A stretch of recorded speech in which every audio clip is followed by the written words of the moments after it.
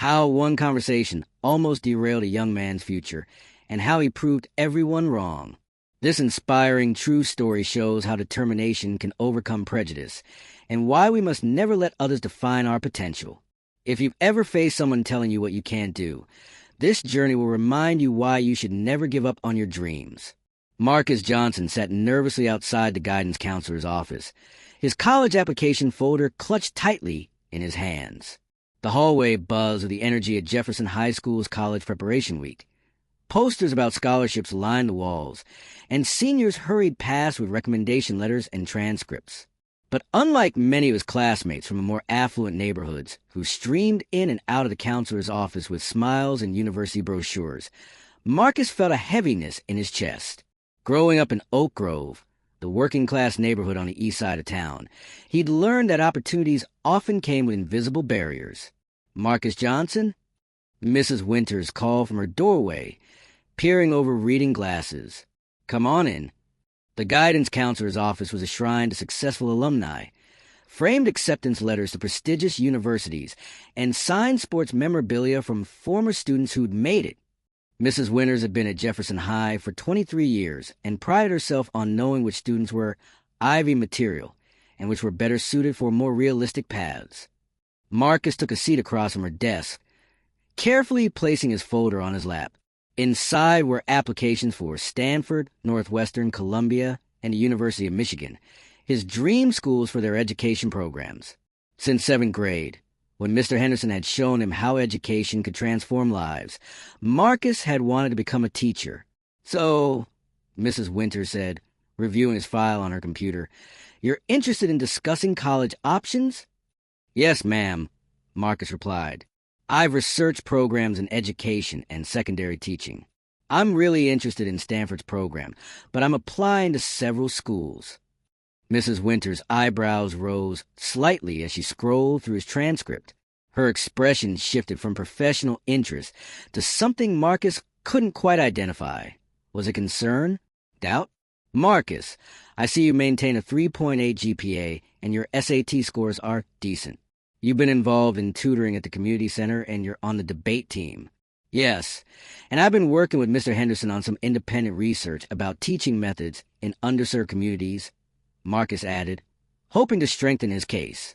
Mrs. Winters leaned back in her chair, removing her glasses.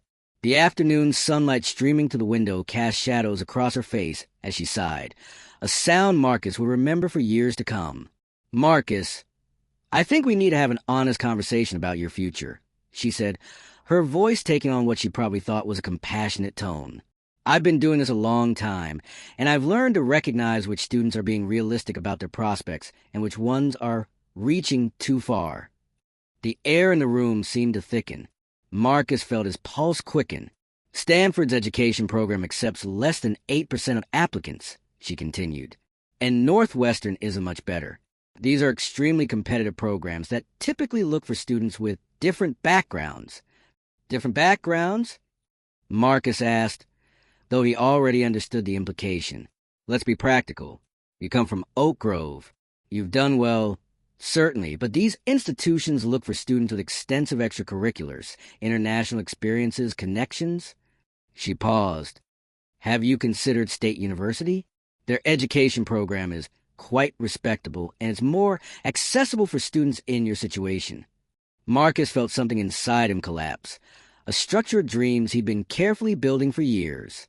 This wasn't the first time someone had suggested he lower his expectations, but hearing it from the person tasked with helping him reach his potential made it cut deeper. My situation? He repeated quietly. Your financial situation, your community background. Mrs. Winters clarified, though they both knew she meant more than that. I just don't want you to waste application fees on schools that are statistically unlikely to accept you. I'm trying to help you focus on places where you have a realistic chance. His mother's voice echoed in his mind. This world will try to tell you what you can't do. Your job is to show them what you can. She'd worked double shifts as a nurse's aide to keep their family afloat after his father left, all while taking night classes to earn her nursing degree. I understand the statistics, Marcus said, his voice steadier than he expected. But I'd still like to apply.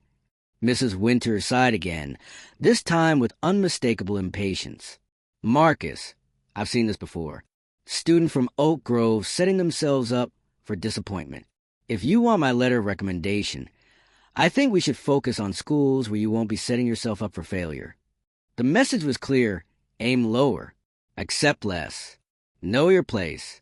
Something shifted in Marcus that afternoon. Not just disappointment, but a kindling of determination. He'd seen the subtle redirection before, the soft bigotry of lowered expectations that plague students who look like him, regardless of their achievements. "Thank you for your time, Mrs. Winters," he said, carefully gathering his folder and standing up. "I'll think about what you said." As he walked out, Mrs. Winters called after him, "I'm just being realistic, Marcus. Sometimes dreams need adjustments." The hallway seemed longer on his way out, past the trophy cases filled with predominantly white faces of previous valedictorians, past the college pennants representing places Mrs. Winters apparently believed were beyond his reach. Marcus found himself in front of Mr. Henderson's classroom. The history teacher was grading papers, his reading glasses perched on the end of his nose. "Mind if I come in?" Marcus asked from the doorway. Mr. Henderson looked up, immediately noticing something was wrong.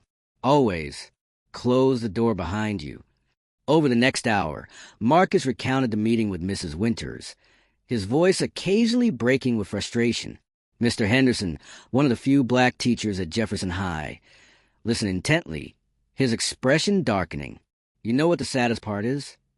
Mr. Henderson finally said, "She probably thinks she's helping you, saving you from disappointment by lowering the bar. She made it sound like I was being unrealistic just by trying." Marcus replied, "Let me tell you something." Mr. Henderson leaned forward. "When I was your age, my counselor told me to consider trade school instead of college. Said I had good hands and should be practical." He held up his hands, now holding a doctorate in education. "These hands have written curriculum used in schools across the country now." Marcus nodded, absorbing the parallel. "Here's what we're going to do," Mr. Henderson continued. "I'm writing your recommendation letter. We're going to polish those applications until they shine, and then you're going to apply to every damn school on your list." He paused. "And 15 years from now, when you're changing education systems from the inside, you'll remember today as the day you refused to let someone else define your ceiling." That evening, Marcus sat at his family's kitchen table, his mother across from him nursing a cup of tea after her 12-hour shift. "She told me to lower my expectations," he explained, still processing the conversation. His mother's expression hardened. "And what did you decide?" Marcus looked down at his college applications, then back at the woman who had never once suggested that her circumstances should limit her ambitions.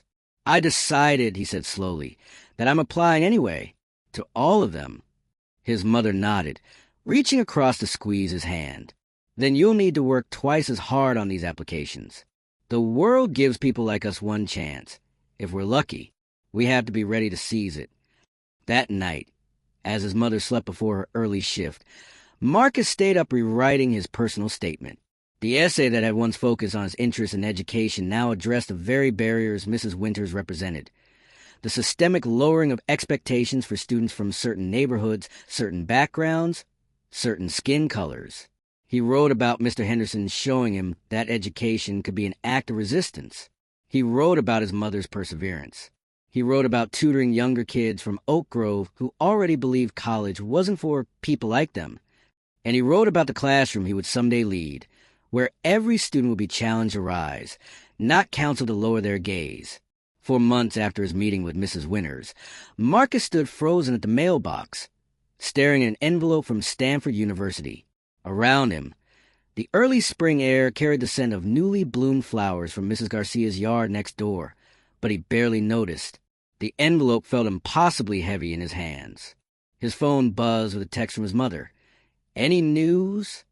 Marcus had already received acceptance letters from State University and 2 other safety schools Mrs. Winters had recommended, along with rejections from Northwestern and Columbia. Stanford was his last remaining dream school, the one he wanted most. He walked slowly back to their modest 2-bedroom home, where the kitchen table still held his mother's nursing textbooks from her night classes. She was working toward her BSN degree while supporting them both. Taking a deep breath, Marcus slid his finger under the envelope flap. "Dear Mr. Johnson, we are pleased to inform you." He read the first line 3 times before the reality sank in. Stanford was saying yes. The program that accepted less than 8% of applicants was accepting him. When his mother returned home that evening, Marcus was still sitting at the kitchen table, the acceptance letter before him, planning how to make this financially possible. "Mom," he said, his voice thick with emotion. "They said yes, and they're offering a partial scholarship." She dropped her purse and wrapped him in an embrace that contained years of sacrifice and determination. "I never doubted it," she whispered. "Not for 1 second." The following Monday, Marcus walked into Jefferson High with his acceptance letter tucked into his backpack. He thought about showing Mrs. Winters, fantasized about seeing surprise on her face. But something held him back, perhaps the realization that her validation wasn't what he needed anymore. Instead, he went straight to Mr. Henderson's classroom. "I got in," he said simply. Mr. Henderson's face broke into a wide smile as he pulled Marcus into a hug. "Of course you did. They're lucky to have you." "I couldn't have done it without your letter," Marcus said. "You did this, Marcus," Mr. Henderson replied. "I just described what I saw, a young man determined to change education for the better." Stanford University presented challenges Marcus hadn't anticipated. While academic rigor was expected, the cultural shock was more profound. In his freshman cohort of education majors, Marcus was one of only 3 black students, and among the few from a working-class background. During one seminar discussion about educational inequality, a classmate from an elite private school background casually remarked, "Some communities just don't value education as much as others." Marcus felt eyes shift toward him, awaiting his response as the representative of these supposed communities. "That's a convenient narrative," he replied carefully. "It places the blame on communities rather than examining how educational systems fail them. People in Oak Grove, where I'm from, value education immensely. What they lack are resources and opportunities." The professor nodded appreciatively. "Mr. Johnson makes an important point about structural barriers versus cultural deficits." This pattern repeated throughout his undergraduate years. Marcus often found himself navigating between worlds, translating his community's experiences to privileged classmates while simultaneously adapting to institutional norms that were foreign to him. During sophomore year, when most students travel home for breaks, Marcus worked campus jobs to send money back to his mother, who had taken on additional shifts to help with expenses his scholarship didn't cover. One evening, while working late at the library, he encountered Professor Garcia, his educational policy instructor. "Marcus," she said, "you've been consistently insightful in class, particularly about practical applications in underserved communities. Have you considered joining our research team for the summer? It's a paid position." This opportunity became pivotal in Marcus's journey. Under Professor Garcia's mentorship, he began researching intervention strategies for schools in communities like Oak Grove. His first-hand knowledge of these environments provided perspectives his colleagues lacked. "You bring something invaluable to this field," Professor Garcia told him during a late research session. "You understand both the theory we teach and the lived reality of students in these systems." By senior year, Marcus had co-authored 2 research papers and developed a framework for community-centered educational leadership that challenged traditional top-down approaches. His thesis examining how implicit biases among school counselors affected student outcomes earned departmental honors, and was partly inspired by his experience with Mrs. Winters. At graduation, with his mother and Mr. Henderson watching proudly from the audience, Marcus received not only his degree, but also the department's leadership award. "Johnson exemplifies what we need in education today," the dean announced. "Someone who understands that excellent teaching requires both academic rigor and cultural responsiveness." As his cohort celebrated that evening, Marcus slipped away to video call his mother, who had returned home immediately after the ceremony for a night shift. "I'm so proud of you," she said, her eyes glistening with tears. "Your father should have been there to see this." Marcus nodded, feeling the complicated emotions that thoughts of his absent father always brought. "I'm thinking about coming home," he said. "Home? To Oak Grove?" she asked, surprised. Marcus had received attractive job offers from prestigious schools in California and New York. The kids at Jefferson High need teachers who understand their potential, he explained. Who won't tell them to aim lower just because of their zip code? His mother smiled knowingly. You're going back to change things. Someone has to, he replied. After earning his teaching credential, Marcus returned to Jefferson High School, not as a student, but as the newest member of the Social Studies department. The hallways felt simultaneously familiar and strange, filled with echoes of his own teenage years. Mr. Henderson, now department chair, had advocated fiercely for his hiring despite resistance from some administrators who questioned whether Marcus had enough experience. Experience isn't just measured in years, Mr. Henderson had argued. It's measured in perspective, in understanding, in vision. And Marcus Johnson has those in abundance. Marcus's classroom quickly became a sanctuary for students from Oak Grove and similar neighborhoods, a place where their potential was assumed rather than questioned, where their backgrounds were seen as strengths rather than deficits. When Tanya Washington, a bright sophomore from his old neighborhood, mentioned her interest in engineering, Marcus immediately began researching programs and scholarships, connecting her with resources that Mrs. Winters might have considered unrealistic. You really think I could get into MIT? Tanya asked skeptically. I know you can, Marcus replied, and I'll help you build an application that makes them see what I see. 3 years into his teaching career, Marcus encountered Mrs. Winters in the faculty lounge. She had aged considerably, her hair now completely gray. She glanced up from her coffee, recognition dawning slowly. Marcus Johnson, she said, I heard you joined the faculty. Yes, ma'am, he replied politely, teaching social studies and helping with college advisement for students from Oak Grove. Something flickered across her face. Discomfort, perhaps, or the faintest recognition of what her guidance had nearly cost him. Well, she said finally, I suppose Stanford worked out for you after all. Marcus smiled slightly. It did. And now I'm making sure other students know that places like Stanford can work out for them too. He could have unleashed years of accumulated resentment in that moment, could have reminded her of how she tried to redirect his ambitions toward more realistic paths.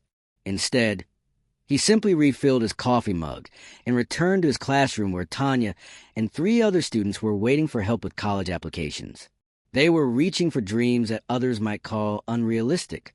And Marcus Johnson had returned to Jefferson High, precisely to ensure no one convinced them to reach for less. The hallway outside the principal's office at Jefferson High School looked remarkably similar to how it had appeared 15 years earlier, when Marcus had sat nervously clutching his college applications. The same institutional paint, though freshened occasionally.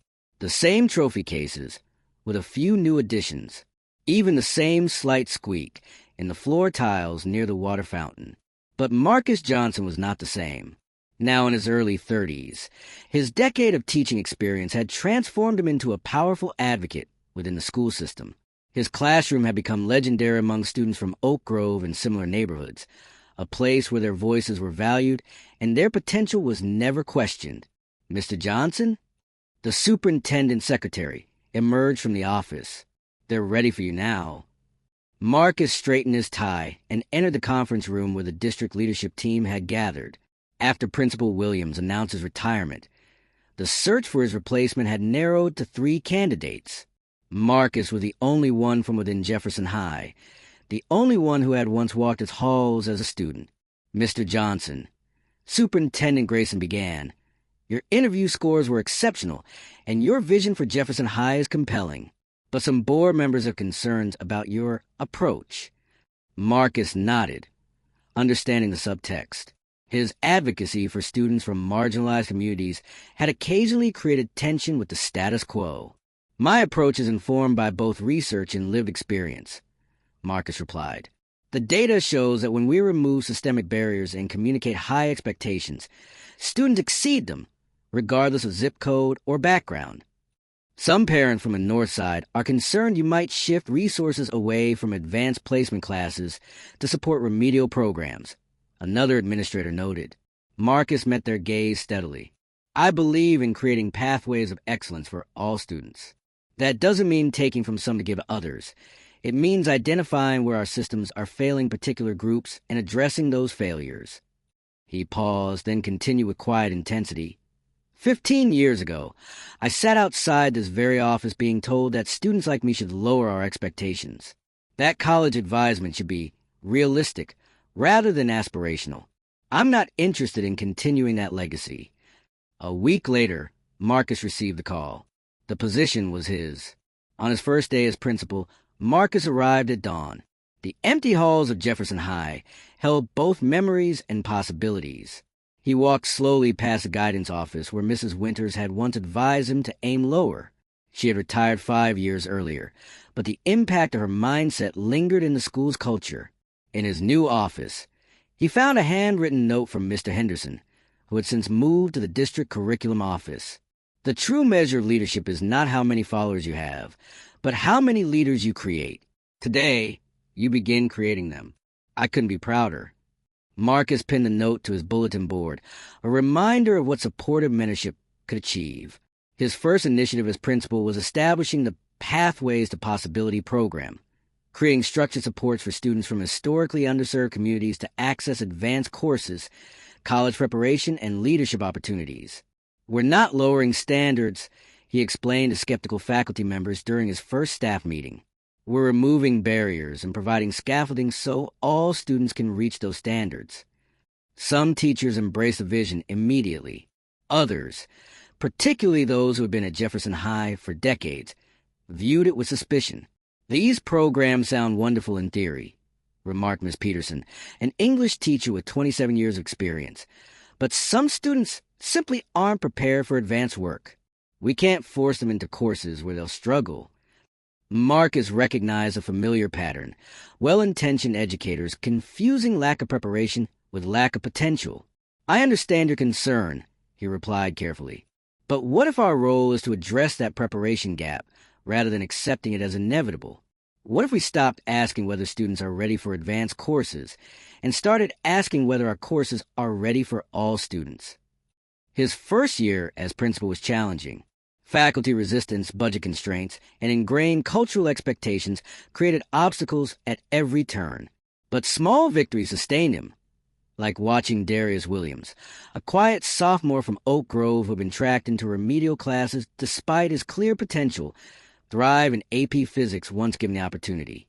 Mr. Johnson, Darius said one afternoon, lingering after a student leadership meeting, "Before you became principal, no one ever told me I could take AP classes. They just put me in the basic ones. And now," Marcus asked, "now I'm thinking about engineering programs." Maiba. The young man smiled shyly. "Is that crazy?" Marcus thought about his own journey, from the discouraged student outside Mrs. Winter's office to principal's chair. "Not crazy at all," he replied. "In fact, let's start researching their requirements tomorrow." 3 years into his principalship, Marcus stood at the podium during graduation, watching Jefferson High's most diverse class of honors graduates receive their diplomas. The school's college acceptance rate had increased dramatically, particularly among students from Oak Grove and similar neighborhoods. In the audience sat his mother, now retired from nursing, beaming with pride. Beside her was Mr. Henderson, gray at the temples but still radiating the same quiet strength that had guided Marcus years ago. After the ceremony, as families celebrated across the school lawn, Marcus found himself approached by a woman he didn't immediately recognize. "Principal Johnson," she said, extending her hand. "I don't know if you remember me. I'm Tanya Washington." The shy sophomore he had mentored years ago had transformed into a confident young woman. "Of course I remember you," he replied warmly. "MIT's engineering program, right? How did that work out?" Tanya smiled. "I graduated last month. I've accepted a position with an engineering firm in Chicago, but I'm here today because my brother is graduating." She nodded toward a young man in graduation robes, talking with friends nearby. "And because I wanted to thank you. You did the work," Marcus said. "I just opened the door." "You did more than that," Tanya replied. "You showed me what was possible when someone believes in you. That's why I'm starting a mentorship program for girls from Oak Grove interested in STEM fields." Marcus felt the circle completing itself. The ripple effect of challenging a system rather than accepting it. Later that evening, alone in his office after the crowds had dispersed, Marcus opened his desk drawer and withdrew a folded piece of paper he kept as a reminder. It was his college rejection letter from Northwestern. One of the school's Mrs. Winters had warned him not to waste his application fee on. The rejection had stung at 18, but now he understood it as just one part of a longer journey. Success wasn't about proving Mrs. Winters wrong, though that had motivated him initially. It was about creating systems where future students wouldn't need to overcome the same barriers he had faced. His phone buzzed with a text message from the district superintendent. Board unanimously approved your equity initiative. Funding secured for next 3 years. Congratulations. Marcus smiled. The initiative would expand college counseling resources, create paid internship opportunities for students from lower-income neighborhoods, and establish faculty training on recognizing and addressing implicit bias in education. Looking out his office window at the Jefferson High campus, now his campus to transform, Marcus thought about the circular nature of his journey. From the student told to lower his expectations to the principal, ensuring no student would hear those words again. He had returned not just to prove a point, but to rebuild a system. Tomorrow, he would welcome next year's incoming freshmen from Oak Grove during their orientation tour. He would tell them what he wished someone had told him 15 years earlier, that their dreams weren't too big, that their potential wasn't limited by their zip code, and that Jefferson High was a place where they would be challenged to rise rather than counseled to lower their gaze. Marcus Johnson had come home, not just the hallways of Jefferson High, but to his true purpose.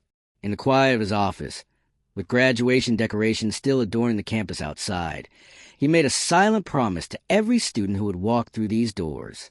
Your dreams are not unrealistic, and as long as I'm here, no one will tell you to reach for less than everything you're capable of achieving. As the evening deepened, Marcus locked his office and walked the same path he had taken as a student, past the trophy cases, past the guidance office, and out into the warm spring air where the future waited, full of possibility.